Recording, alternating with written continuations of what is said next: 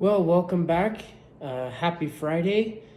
We are going to be talking about the do's and don'ts, part two, and this is the don'ts.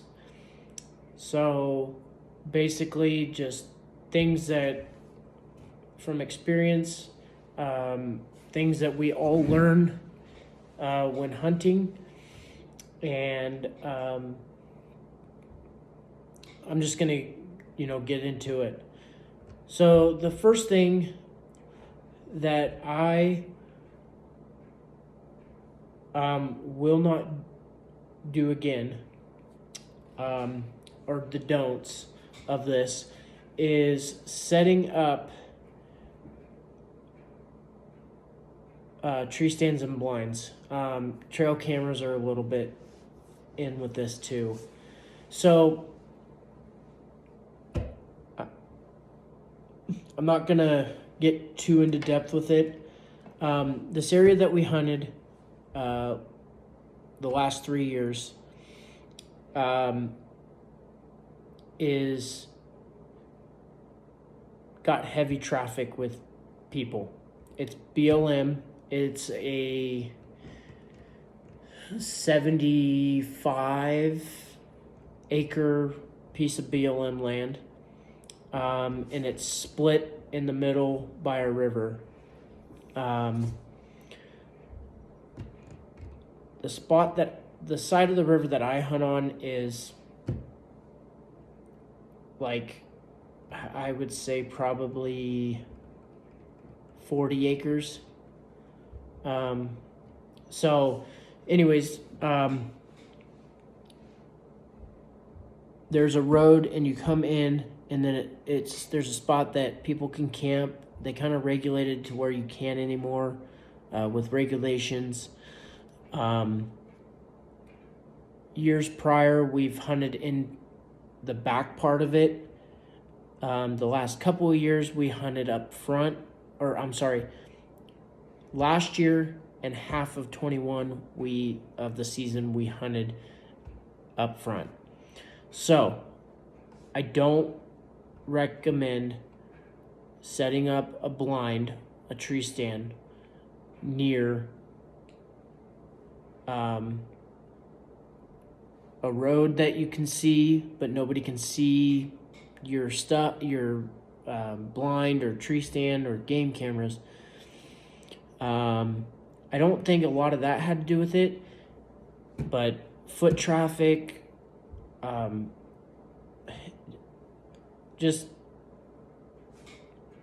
I'd go in farther.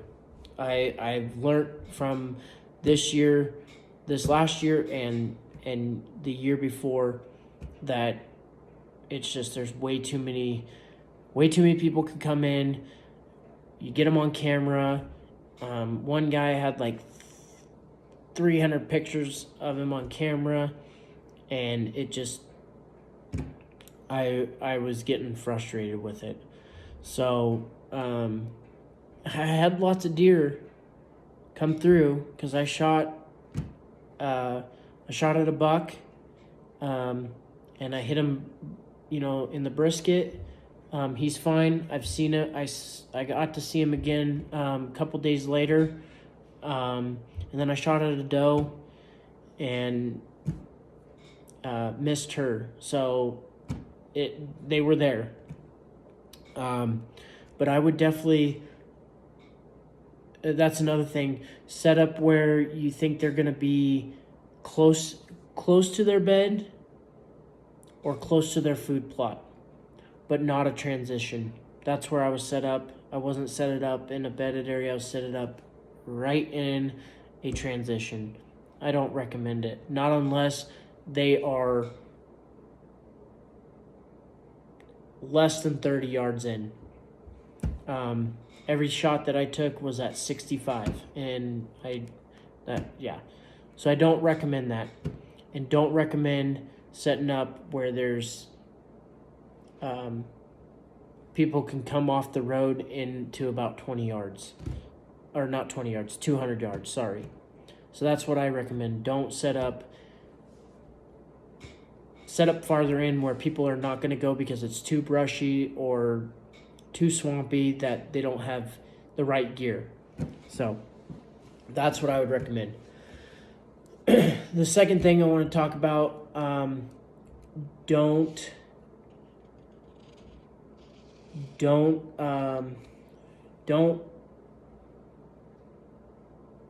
trust the wind.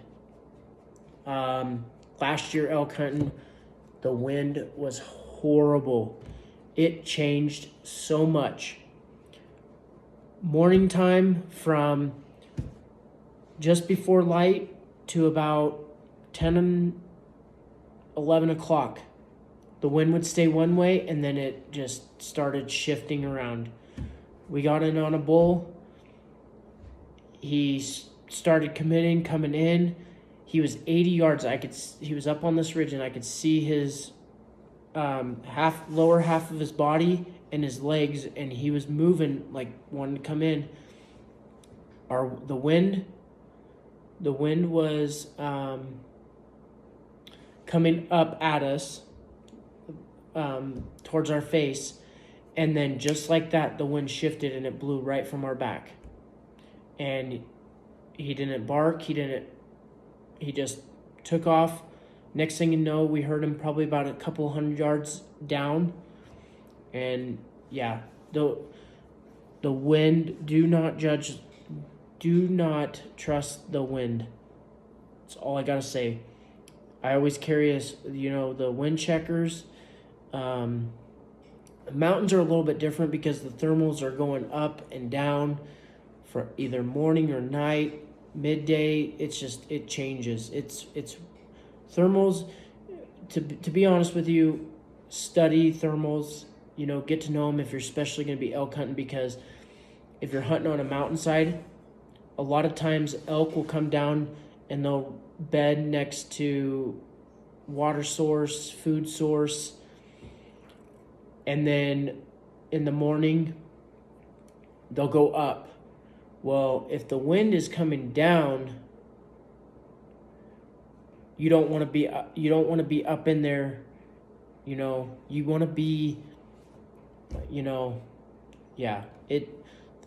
gotta watch your thermals and check your winds. Put a comment down below and tell me what you think about this second one. We're talking about the wind direction and the changes on the wind. I want to hear your comments on that, guys. I've learned a lot with the wind, so and hunting in wind, especially when it's 5-10 miles an hour. That can totally change. You can't hear anything.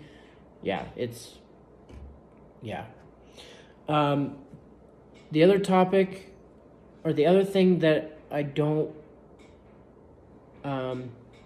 is do not rush the shot or rush to move in on an animal.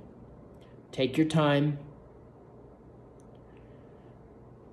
Deep breaths in and out when you're ready for the shot. I never got I haven't personally done this. Well, actually, yes, I did. I'm sorry, I did on my antelope hunt. I did twice. Antelope were in, and I decided I was gonna shoot, and I misjudged and I rushed it. I've done moving in on animals too. I've rushed it and blown them out.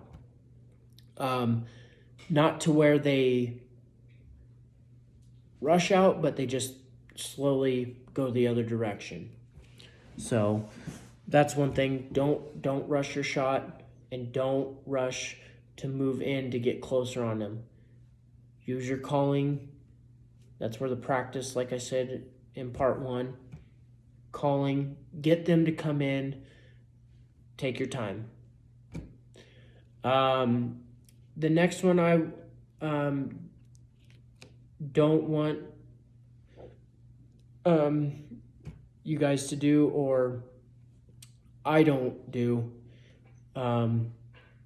is don't get mad or discourage on the moment. Either that animal not committing to come in, or you shooting at that animal and missing. Every hunt, every opportunity that you have when an animal comes in, whether it's a giant 6x6 or a spike and you pass it up, every moment is a great moment, whether you're not shooting or not. But don't get discouraged. Pretty much this is relating to the animal not committing to come in or you missing the shot. That is one thing that kind of combines with rushing the shot as well, but it's on its separate thing. This is a big one. This next one, I had it happen. I've never had this happen to me ever. It kind of happened to me in Oregon, but it's not the same. So don't be the one to ruin it for yourself or others. And what I mean by that is the hunt. I took my wife out for the very first time elk hunting with me. We went to this one spot that I did not touch at all during elk season, and I decided to go in there. We got about a mile in. I let out a small locate bull, and then some cow calls, and boom, we had a bull talk. We walked up. We walked probably another mile before we could hear him talking, and it was great. That's good. I didn't talk back at him. We just kept moving towards him. Wind was perfect. Wind was blowing out of the south into our faces, towards the north. It was perfect. If I got an opportunity, she would have got to see an elk down for the first time. It would have been great. Long story short, it was getting dark. These elk moved back towards the north, and so we started moving east to cut them off. And they were still talking. I just did cow calls. That's all I did. I wanted this bull, if he was by himself, I wanted him to come to us, basically to come get his cows. Anyways, we get to this one spot. There's a smaller bull on this downward north-facing slope of a hill. He's down below us, and there's cows in these small trees. I can hear him rustling and everything and mewing and everything. And I knew it was a smaller bull because of the way his bugles were. But then up here on our right side, I could hear another bull, and he was a little bit more mature. Anyways, this bull down below us, he quit talking because I think he caught our wind. So I started messing with this bull up here, and he started, it sounded like, and I'm not a perfect caller or anything like that. I'm still learning, but I know when to stop calling and not call too much or be aggressive. Well, this bull was being really aggressive, bugling, chuckling, not barking, but lip bombing and all that. So I just would hit him back. I'd try and cut him off. And then he would talk back, I'd talk back. And then I would it'd be quiet, pause for a second, I'd hit him back with a cow call, and he'd bugle back. Well, when you have a hunter will never, and I've talked to everybody about this, or talked to people about this, hunters will never respond back to a cow call, because a lot of your hunters are going for bulls. They're not going for cows. So a bull or a hunter is not going to use a bugle to call in a cow. Only bulls will do that to cows. An actual bull will do that to get a cow to come or to locate a cow, is from what I have learned. I was 100 yards from this ridgeline, and I'm trying to get this bull to come down, and it sounds great and everything. Sounds like there's cows over here to my right. We kept watching. He let out a bugle, and I hit him back to piss him off to get him to come down. And all of a sudden, a hunter stands up and says some inappropriate words to me and just ruined it for... He could have just been quiet, came down, and been polite and said, hey, we're hunting in here. Can you just back out? And I would have been fine with that. But no, he had to be really rude about it, called me some names. It upsetted me. And yeah, so this one here, don't be the one to ruin it for yourself or others. If you know that there's another hunter, or you think it's a hunter by the sound of their calling, approach them in a respectable way and talk to them. Don't be rude about it. Just be like, hey, we've been sitting in here for 2 hours or 3 hours or 4 hours, and typically the person that comes in would be like me. I would have been like, okay, we'll back out of here. We'll leave. But no, this is the first time, and it really, really ticked me off. I was not happy. I was really peed. I'll put it that way. So, but yeah, that's what I have to say about that. Last but not least, and this is a big one, don't give up. If you have like 2 spots, 3 spots that you hunted and you don't hear anything, and people are putting stuff up on Instagram, Facebook, YouTube of pictures, or buddies of you are sending pictures and, same area or same unit, and they're getting their bulls and all this, don't give up. Keep going. Keep striving to harvest your meat for the year, for your family, because this right here,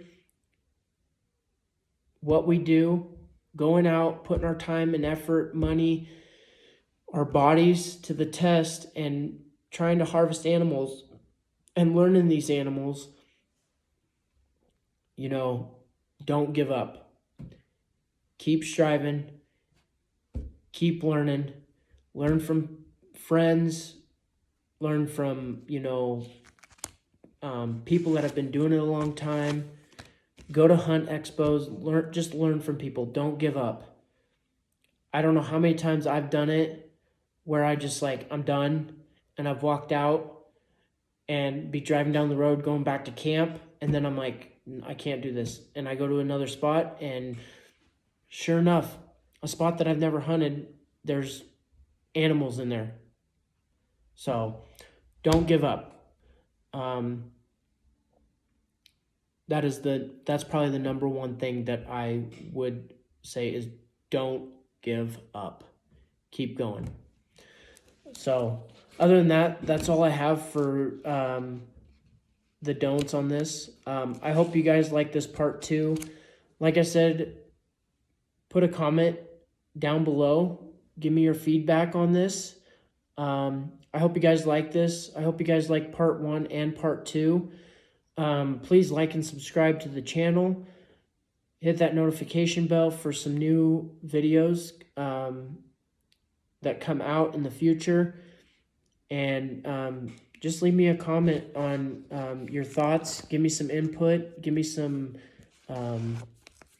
I always like info. I always like positive feedback. So I hope you guys have a great day, and we'll see you on the next one.